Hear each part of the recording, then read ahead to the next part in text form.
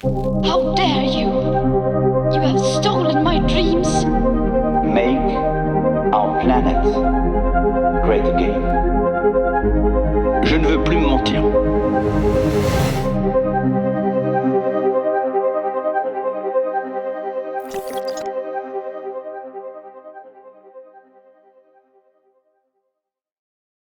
L'éco-anxiété, vivre sereinement dans un monde abîmé. C'est le titre du livre d'Alice Desbioles, médecin en santé publique, spécialiste en santé environnementale, un livre pour faire face au désordre du monde. Avec l'auteur, on va discuter de ce mal qui n'est pas nouveau, mais qui est connu que depuis peu, la solastalgie ou l'éco-anxiété. Angoisse, crise de panique, dépression, comment réagissons-nous face aux catastrophes écologiques et climatiques? Salut Alice, tu vas bien? Très bien, merci. Et toi? Ça va, très bien. Alors, tu écris dans ton livre que l'éco-anxiété et la solastalgie, c'est, pour te citer, l'expression du lien qui existe entre la détresse des écosystèmes et la détresse psychologique, quand la première engendre la seconde. Alors, en fait, on parle ici de souffrances psychiques, existentielles, causées notamment par des événements liés à la crise climatique et écologique. Exactement. Alors moi j'insiste sur, on parle beaucoup du réchauffement climatique. Moi j'insiste sur le fait qu'il y a beaucoup de désordres globaux que l'on observe, comme la déforestation, l'effondrement de la biodiversité, bien sûr le réchauffement climatique, l'acidification des océans ou encore le changement d'utilisation des sols. Donc moi je préfère parler de changement environnemental global pour ne pas mettre la focale uniquement sur une des limites planétaires, on parle de limites planétaires, mais vraiment pour englober l'ensemble de ces désordres environnementaux qui effectivement peuvent avoir des répercussions sur les individus en termes d'émotions, en termes de questionnement, en termes de choix de vie également. Qu'est-ce que ça concerne exactement? Quelles sont les populations qui sont touchées par l'éco-anxiété? Alors on n'a pas vraiment d'études sérieuses en population générale qui pourraient nous donner un bon indicateur.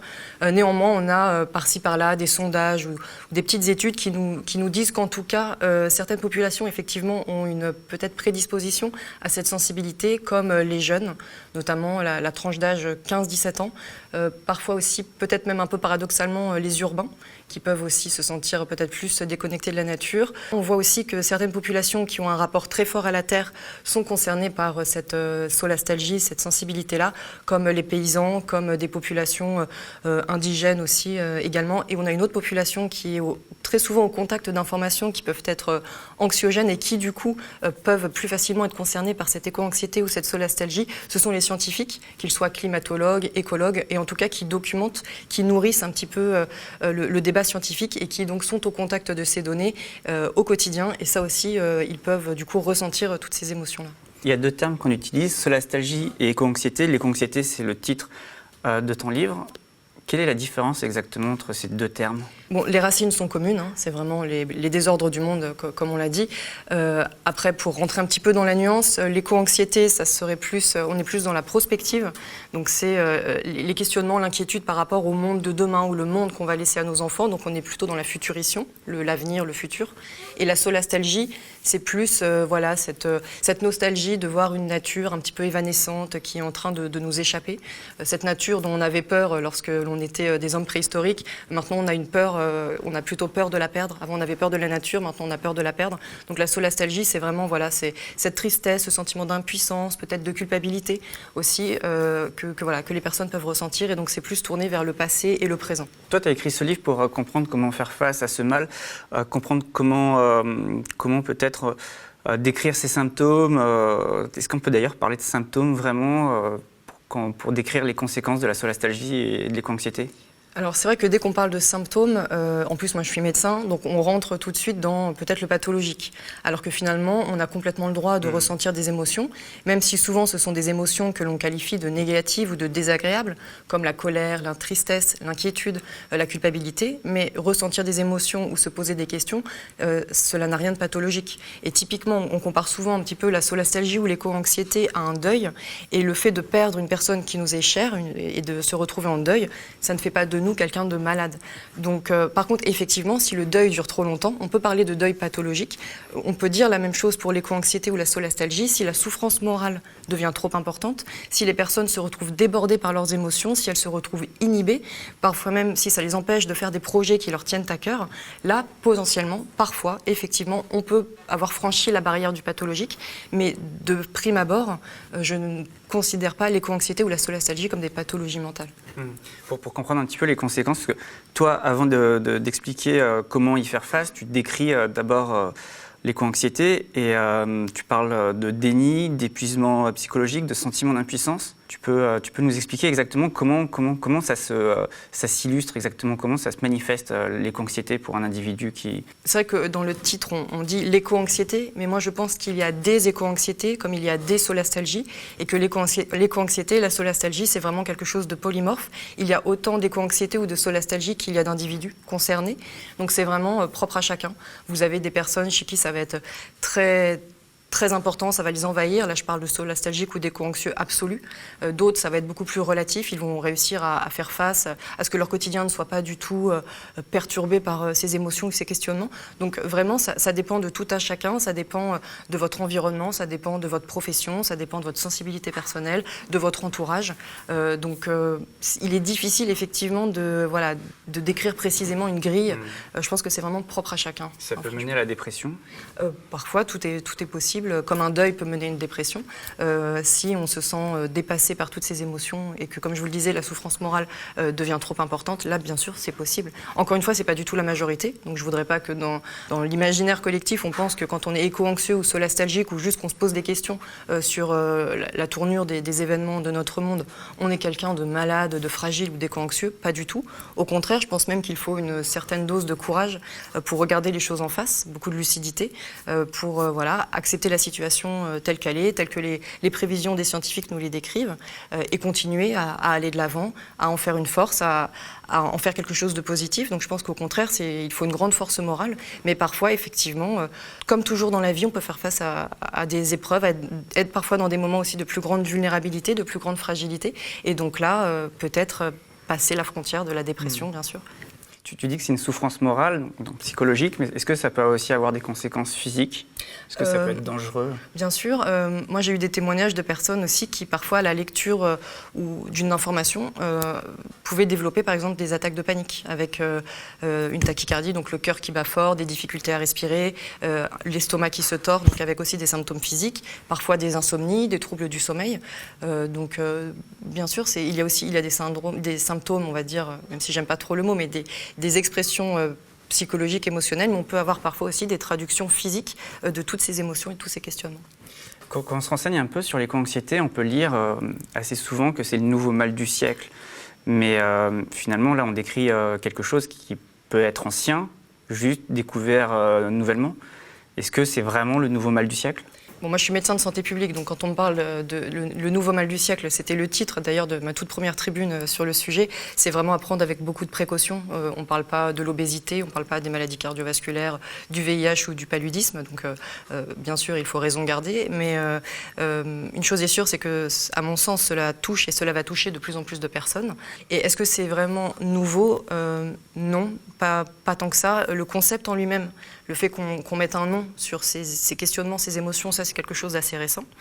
En revanche, depuis toujours, vous avez des personnes qui se préoccupent du sort d'un prochain qui n'est pas humain, d'un prochain végétal, d'un prochain animal, d'un paysage, d'un ciel étoilé qu'on ne voit plus du fait de la pollution lumineuse. Donc ça n'a rien de nouveau. Ce qui est plutôt nouveau, c'est le fait qu'on ait mis un nom, qu'on l'ait estampillé, qu'on puisse l'étudier et qu'on puisse se l'approprier aussi dans le débat public avec un nom qui permet d'échanger autour, de produire de la connaissance, de la recherche. Ça, c'est quelque chose d'assez récent. Toi, en tant que médecin, comment tu t'es intéressé au sujet ? Comment tu en es arrivé à étudier la question ? Alors moi, c'est vrai que depuis toujours, depuis que je suis enfant, j'ai cette sensibilité-là pour la planète, l'environnement, l'écologie. C'est quelque chose que j'ai en moi depuis très longtemps. Donc après, c'était quelque chose d'assez naturel qu'en tant que médecin, j'apporte ce point de vue-là aussi, donc de médecins, de jeunes femmes, de citoyennes, de jeunes mamans. Enfin, je trouvais qu'il y avait peut-être aussi un maillon qui manquait entre les données scientifiques, même les informations, l'actualité, toutes ces informations pour le moins anxiogènes, et nous. Je trouvais qu'il y avait un maillon qui manquait entre la science et puis notre conscience, quelque part. Et donc, je trouvais qu'en médecine, on est un peu ce lien entre de la science, de la technique et puis de l'humain, des émotions, la fragilité, la vulnérabilité de notre espèce. Et je trouvais que il manquait ce lien un peu humain entre les données et puis ce qu'elles nous font.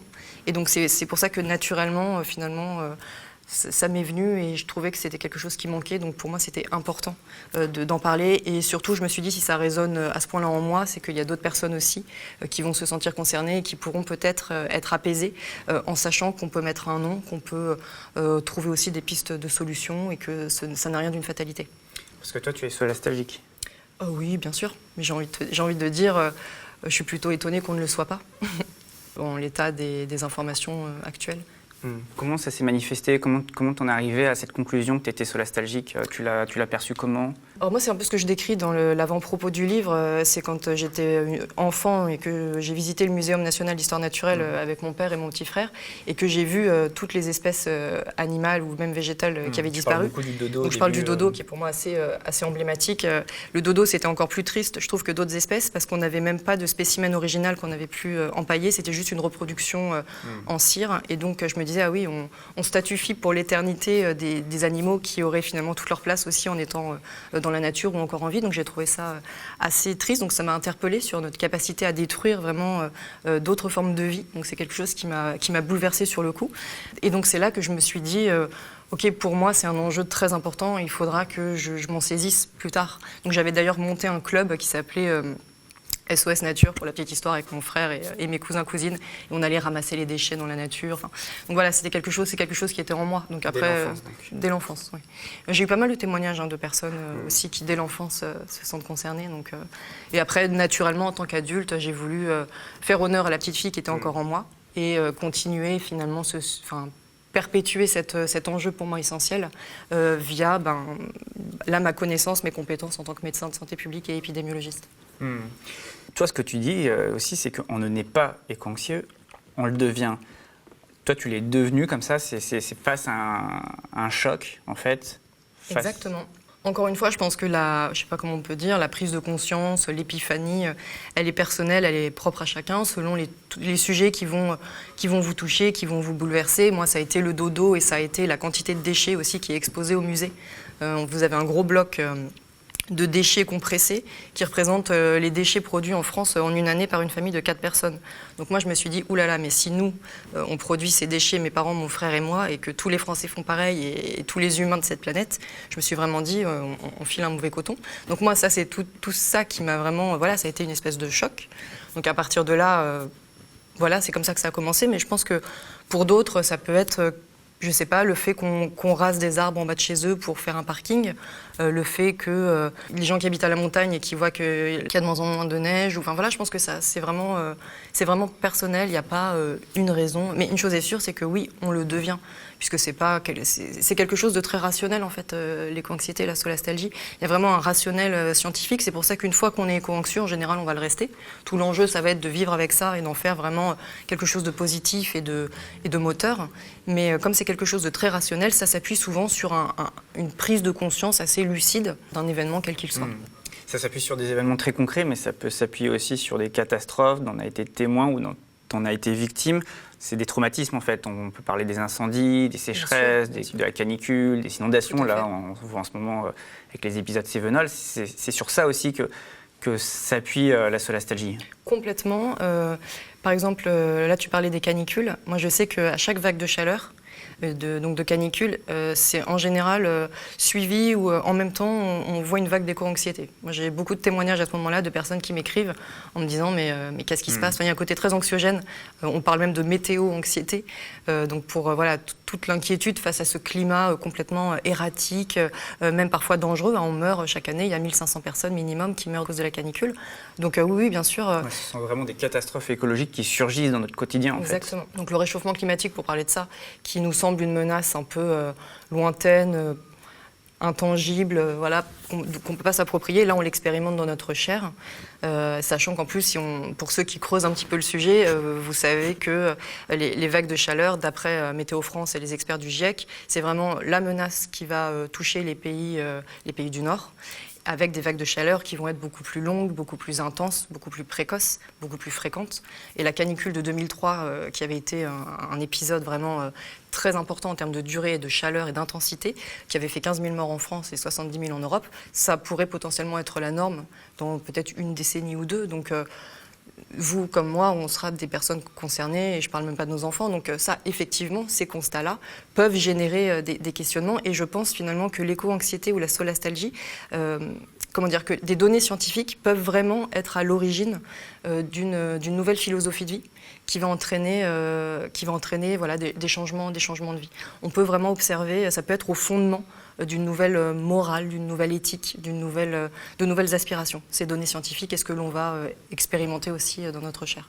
Parce que toi, ce que tu expliques notamment, c'est que notre perception de l'environnement, notre sensibilité, notre mental et même notre état physique, en fait, tout cela, c'est lié, c'est connecté. La solastalgie, c'est aussi le résultat de tous ces rapports qu'il y a entre ce qu'on observe, ce qu'on ressent, On l'oublie un petit peu, en tout cas peut-être pour nous, on va dire les urbains ultra connectés, pour caricaturer, mais on a en nous un attachement profond en fait à la nature, ça s'appelle la biophilie.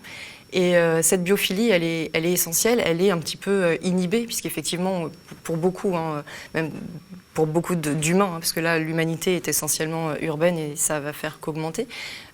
Effectivement, on est un petit peu coupé de la nature, alors que finalement, on a profondément besoin de la nature aussi pour vivre, pour se sentir bien. On a des études qui nous disent qu'en ville, on a potentiellement plus de maladies mentales, comme la dépression ou la schizophrénie, parce que ce sont des environnements aussi qui sont agressifs, où il y a beaucoup de bruit, où la vie peut être un petit peu plus dure et où on n'a pas le contact avec la beauté.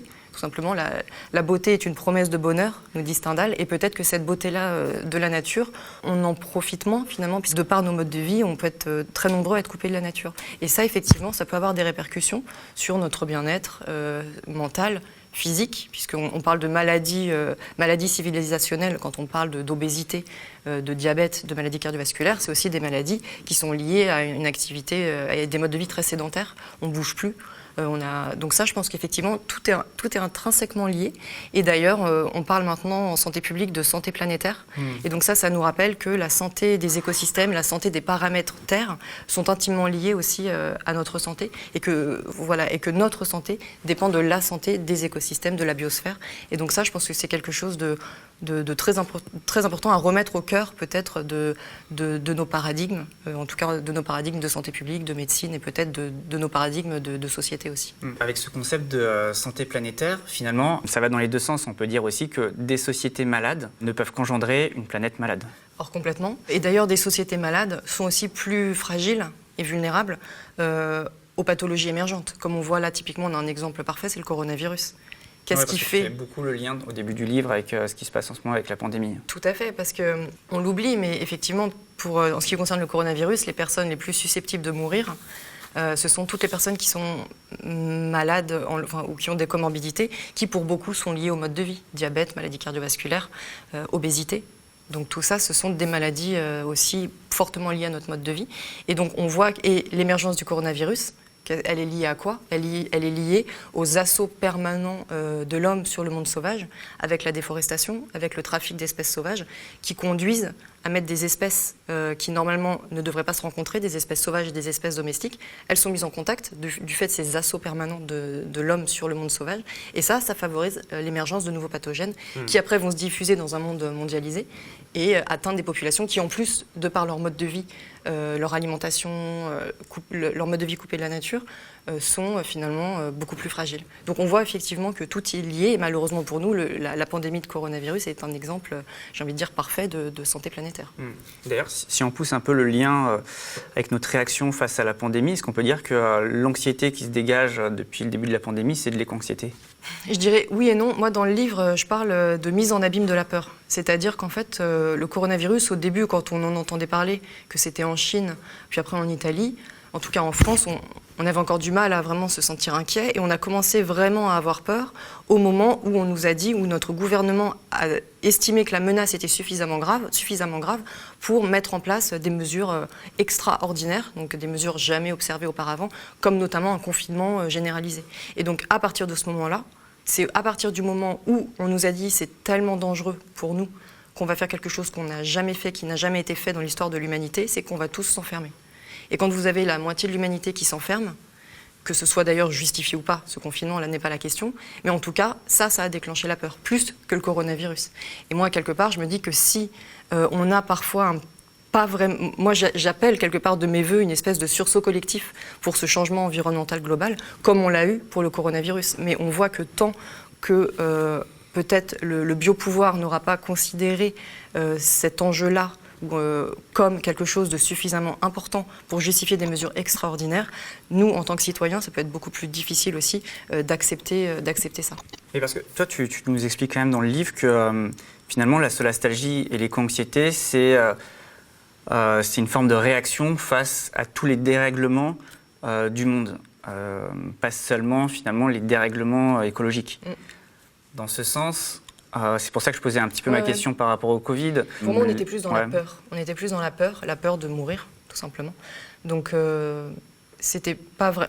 L'anxiété, on est plus dans la prospective. Là, j'ai l'impression qu'on a vraiment juste eu peur, tout simplement. Et donc, la réaction quand on a peur, c'est d'aller se cacher, de se protéger, de partir ou de monter au combat ou de fuir.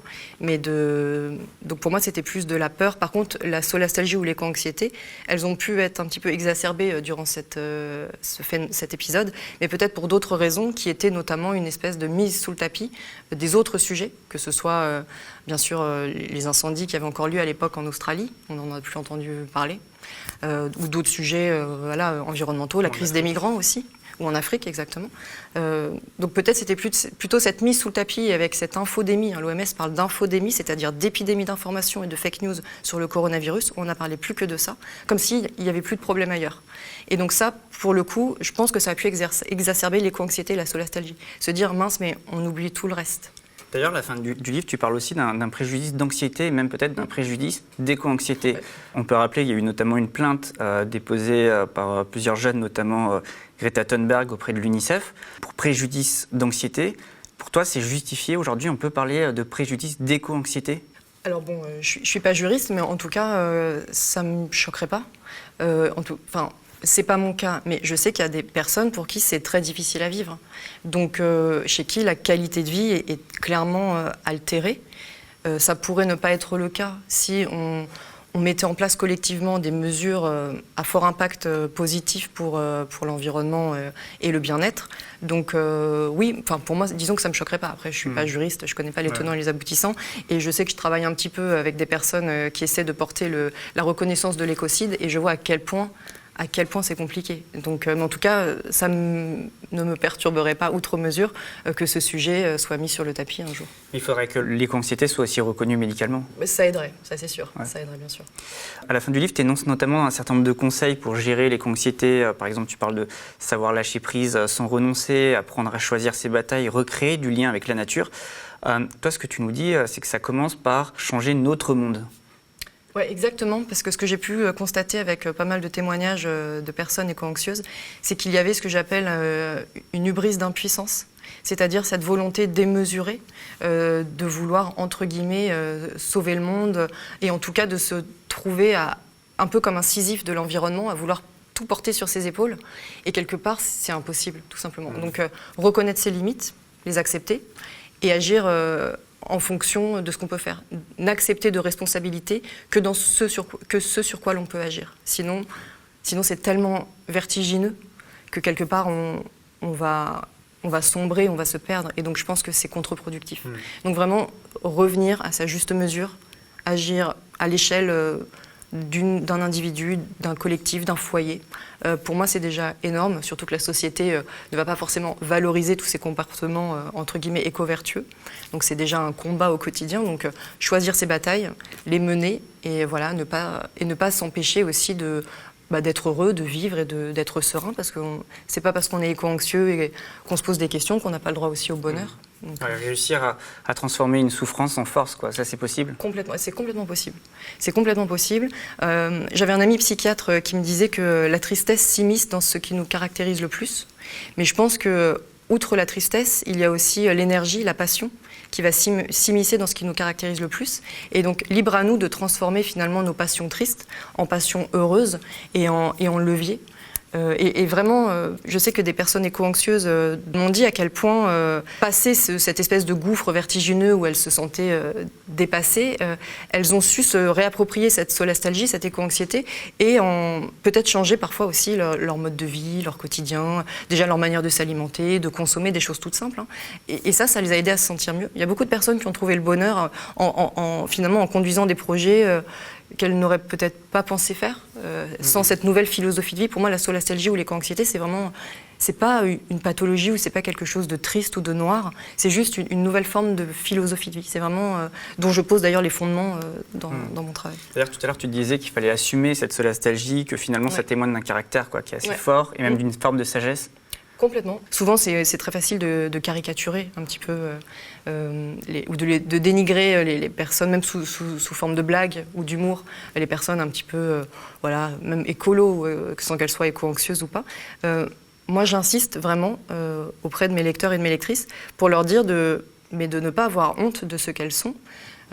Parce que finalement, c'est quelque chose de très courageux, c'est quelque chose finalement de très noble. Pour moi, c'est quelque chose, cette éco-anxiété, cette solastalgie qui est profondément humain, qui traduit une forme d'empathie, une forme de bienveillance vis-à-vis d'autrui, dont peut-être certaines personnes manquent un petit peu.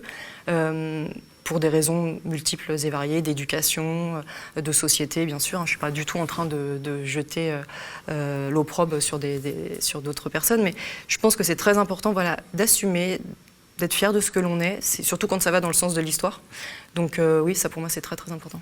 Finalement, un éco-anxieux, il est plus apte à réagir devant les catastrophes écologiques et même devant les catastrophes tout court, comme la pandémie. Complètement. Il sera plus résilient, quoi. Complètement, c'est ce que dit d'ailleurs un peu Nassim Taleb. Tu sais qui est ce penseur-là. Pour moi, je l'appelle un biostatisticien du hasard. C'est un philosophe des sciences qui est très intéressant. Et lui, il parle d'antifragilité. Et je pense que quelque part, les personnes solastalgiques, les personnes éco-anxieuses, elles sont antifragiles. Elles ont déjà cette capacité de faire face aux inconnus qui nous attendent, ou à des bouleversements qu'on peut vivre, comme des canicules ou même le coronavirus, parce qu'il y a une forme de préparation émotionnelle. Et d'ailleurs, c'est ce qu'on observe aussi chez les climatologues, qui seraient, de par leur profession, plus résilients, parce que forcément, pour tenir face à de telles informations anxiogènes, on est obligé de mettre en place des stratégies mentales pour continuer à se lever le matin, entre guillemets. Donc ça permet de s'entraîner à une forme de résilience. Et ça, effectivement, je pense que les éco-anxieux, les solastalgiques, ils ont en eux cette capacité à faire face. Ils sont antifragiles. Merci Alice d'être venue sur le plateau du Média. On peut aussi retrouver l'entretien en podcast sur les plateformes d'écoute, sur notre site lemediatv.fr. Et je le rappelle, ces émissions, elles ne sont possibles qu'avec le soutien des socios qui nous financent.